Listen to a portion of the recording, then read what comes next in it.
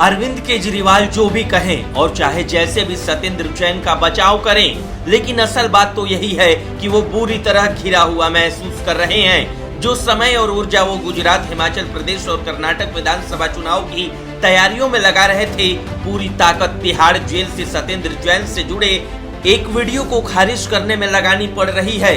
गुजरात में वो भले ही सरकार बनाने का दावा कर रहे हो, लेकिन हकीकत तो उनको भी मालूम है।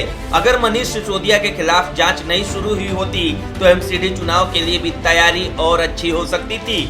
मुश्किल ये है कि बीजेपी गुजरात से लेकर दिल्ली तक उनको मौका मिलते ही घेर ले रही है। सत्येंद्र जैन के सपोर्ट में अरविंद केजरीवाल को काफी मुश्किल लड़ाई लड़नी पड़ रही है। देखा जाए तो मनीष सिसोदिया से भी ज्यादा मुश्किल।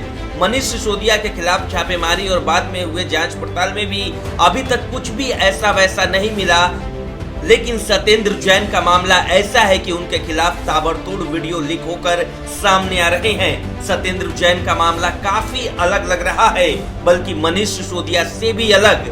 जांच एजेंसियों के मनीष सिसोदिया को गिरफ्तार न करने और सत्येंद्र जैन को जेल भेज देने का मामला भी अलग है, और दोनों ही मामलों में एक्शन राजनीति मंजूरी का मोहताज होगा। मतलब साफ है कि सत्येंद्र जैन और सिसोदिया की वजह से केजरीवाल को गुजरात और दिल्ली दोनों जगह भारी नुकसान हो रहा है, और इसकी वजह से केजरीवाल ऐसे फंसे हैं कि इसका असर एमसीडी चुनाव और गुजरात चुनाव दोनों में देखने को मिल सकता है। ब्यूरो रिपोर्ट, न्यूज़ चौक। दिल्ली में एमसीडी चुनाव से पहले सभी दल एक दूसरे पर आरोपों की बरसात करने में जुटे हैं। दिल्ली के मुख्यमंत्री अरविंद केजरीवाल हर जनसभा में एक ही बात कहते हुए दिखाई दे रहे हैं कि दिल्ली में जो इतना कचरा नजर आता है उसकी सफाई अभी उनके हाथ में नहीं।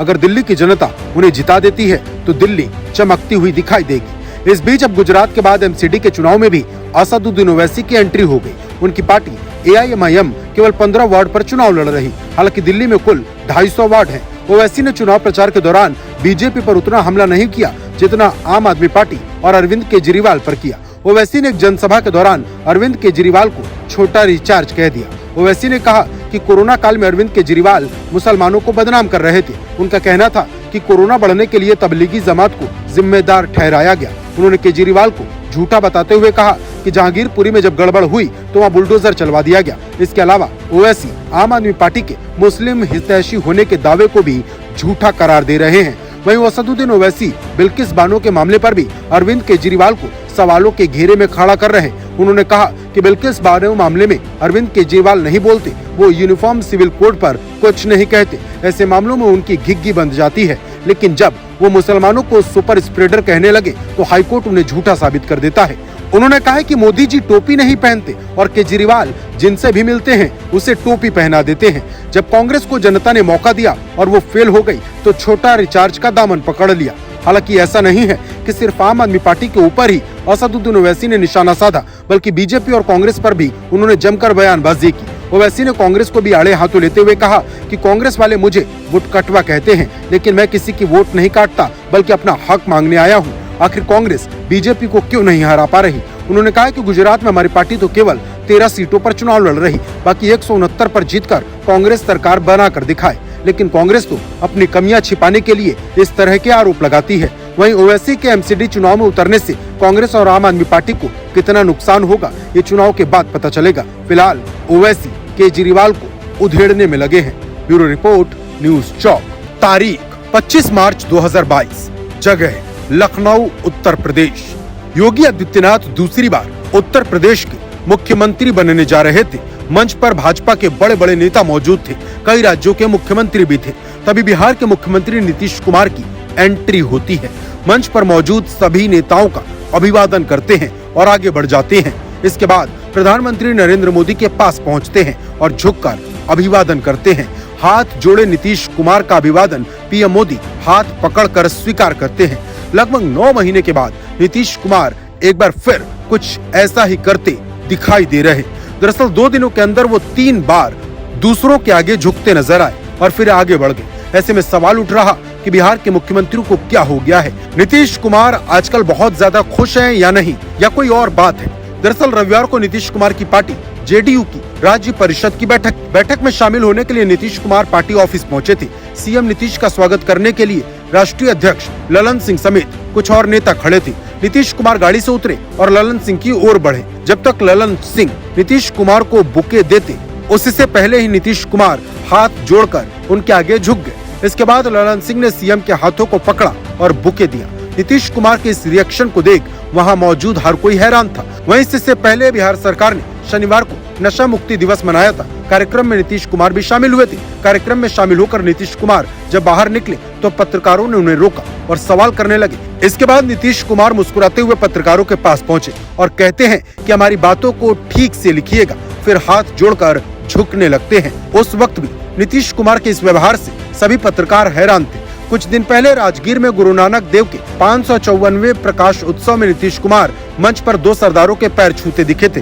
यही नहीं, पटना में भी प्रकाश पर्व के मौके पर नीतीश कुमार सिख डेलीगेट्स के पैर छूते नजर आए थे। ऐसे में सवाल उठता है कि अचानक से नीतीश कुमार में इतना बदलाव क्यों आ गया। नीतीश कुमार लगभग 40 साल से मेन पॉलिटिक्स में हैं। कभी भी किसी सार्वजनिक कार्यक्रम में पैर छूते हुए नहीं दिखाई दिए। सीएम नीतीश में अचानक आए परिवर्तन से सियासी हलके में चर्चा का मुद्दा बना है। वहीं एक बात और ये भी है कि कुछ दिन पहले आरजेडी के प्रदेश अध्यक्ष जगदानंद सिंह ने कहा था कि देश नीतीश कुमार का इंतजार कर रहा और बिहार तेजस्वी यादव का। जगदानंद सिंह ने कहा था कि 2022 बीतने के बाद 2023 में नीतीश देश की लड़ाई लड़ेंगे, वहीं बिहार के भविष्य की लड़ाई तेजस्वी यादव के हाथ में सौंप देंगे। कहीं नीतीश कुमार के हाव भाव और व्यवहार उसी के संकेत तो नहीं देते हैं। ब्यूरो रिपोर्ट, न्यूज चौक। आम आदमी पार्टी और मुख्यमंत्री अरविंद केजरीवाल लगातार भसते जा रहे हैं। दिल्ली की तिहाड़ जेल में बंद केजरीवाल सरकार के मंत्री सत्येंद्र जैन के लगातार सीसीटीवी फुटेज सामने आ रहे हैं। पहले मसाज, फिर होटल में 5 स्टार खाना और फिर तिहाड़ जेल में दरबार लगाने के बाद से सत्येंद्र जैन विवादों में घिरे हुए हैं। इसी बीच सत्येंद्र जैन के सीसीटीवी फुटेज लीक होने के मामले में अहम खबर सामने आ रही है। दरअसल सत्येंद्र जैन के वकील ने राउज एवेन्यू कोर्ट से अपना केस वापस ले लिया है। बता दें कि जेल से वीडियो लीक होने के बाद केजरीवाल के मंत्री सत्येंद्र जैन ने प्रवर्तन निदेशालय के खिलाफ एक केस किया था, लेकिन अब वही केस उनके वकील ने वापस ले लिया है। कोर्ट से इसकी इजाजत भी मिल गई है। बताया जा रहा है कि सत्येंद्र जैन इस मामले को लेकर हाई कोर्ट का रुख अपना सकते हैं। बता दें कि हाल में सत्येंद्र जैन का एक और वीडियो सामने आया था। मंत्री सत्येंद्र जैन 3 लोगों के साथ बैठकर दरबार लगाए हुए हैं। जेल सुपरिटेंडेंट अजित कुमार के आते ही तीनों वहां से उठकर चले जाते हैं। जेल सुपरिटेंडेंट कुर्सी पर बैठकर सत्येंद्र जैन से किसी बात को लेकर चर्चा करते रहते हैं। जेल सुपरिटेंडेंट अजित कुमार को सस्पेंड किया जा चुका है। उन पर सत्येंद्र जैन को जेल में वीवीआईपी सुविधाएं देने का आरोप है। इससे पहले भी जेल से सत्येंद्र जैन के बाद एक कई वीडियो सामने आए हैं। इससे पहले की वीडियो में केजरीवाल के मंत्री रेप के आरोपी से मसाज कराते दिख रहे हैं। वायरल वीडियो में जेल में बंद सत्येंद्र जैन न केवल मालिश बल्कि हेड मसाज और फुट मसाज भी करवाते नजर आ रहे हैं। वीडियो में साफ दिख रहा है कि मंत्री को जुर्म की सजा नहीं बल्कि वीवीआईपी ट्रीटमेंट दिया जा रहा है। मालिश और मसाज के साथ ही वे जेल में मीटिंग भी करते हैं और तमाम लोग उनसे मिलने आते हैं। वहीं सत्येंद्र जैन का मामला सामने आने के बाद से आम आदमी पार्टी और मुख्यमंत्री अरविंद केजरीवाल बैकफुट पर है। ब्यूरो रिपोर्ट, न्यूज चौक। गुजरात चुनाव में बाटला हाउस एनकाउंटर का मुद्दा उठ गया। प्रधानमंत्री नरेंद्र मोदी ने इसे जोर शोर से उठाया है।